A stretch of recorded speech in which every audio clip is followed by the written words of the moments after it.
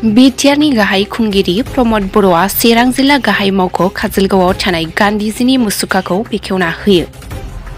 गान्धीजीनि अहिंसा खान्थिखौ दुलाराय मुलुगानो गनायथि होबाय प्रमद बर'आ। बिटिआरनि गाहाय खुंगिरि प्रमद बर'आ मैयानि सानजौफुआव चिरां जिल्ला गाहाय मावख'नि जिल्ला मावख' काजोलगावआव थानाय जिल्ला पेरेड फोथारनि मोखाङाव माहारिनि बिफा महात्मा गान्धीनि मुसुखा बेखेवो। प्रमद बर'आ मुसुखाखौ बेखेवनानै बुङो, जेब्ला आं सासे फरायसामोन, आथिखालाव बिफानि जोनोम सानखौ मुलुगनाङैनो हादोर गेजेरारि अहिंसा सान महरै फालिनाय जायो। बिथांनि सान्थौआ खालि भारतनिल' सिमा गोनां नङा होनना प्रमद बर'आ बुङो। प्रमद बर'आ बयखौबो गान्धीजीनि खान्थिनि सायाव बिजाब फरायनो खावलायदों। ইয়াতকে আনন্দৰ কথা একো হ'ব নোৱাৰে আমাৰ কাৰণে, কাৰণ জাতিৰ পিতা মহাত্মা গান্ধীৰ যি এটা আদৰ্শ, এই আদৰ্শ আজি বিশ্বত সকলো আদৰ্শকে শীৰ্ষত পৃথিৱীত মানৱ সমাজখন আগুৱাই নিয়াৰ কাৰণে বিভিন্নজনে বিভিন্ন আদৰ্শ, বিভিন্নজনে বিভিন্ন তেখেতৰ জ্ঞানেৰে মাৰ্গদৰ্শন কৰিছে।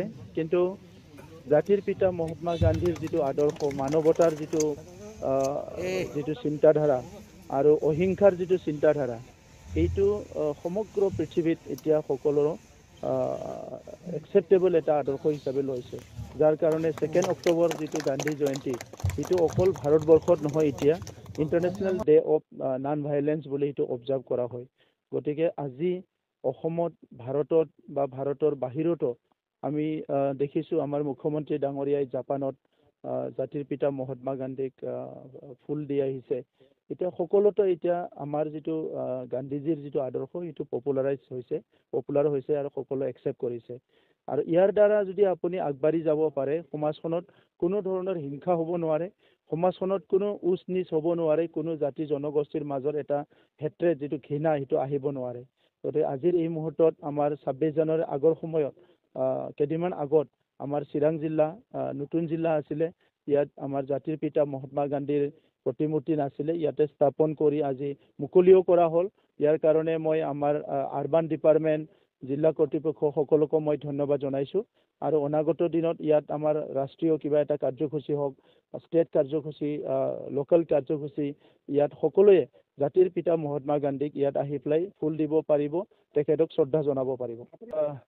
যেতিয়া আমাৰ বড়োলেণ্ড অঞ্চলত বহুত হিংসা হৈ আছিলে, তেতিয়া আমি সকলোৱে অলপমান বহুত কেতিয়াবা ফ্ৰাষ্ট্ৰেটেড আৰু কেতিয়াবা অনাগত দিনক, আহি থকা দিনবিলাকক লৈ পেলাই সকলো এটা আনচাৰ্টিনিটি এটা ফিল কৰিছিলে যে ভৱিষ্যতটো কেনেকৈ হ'ব।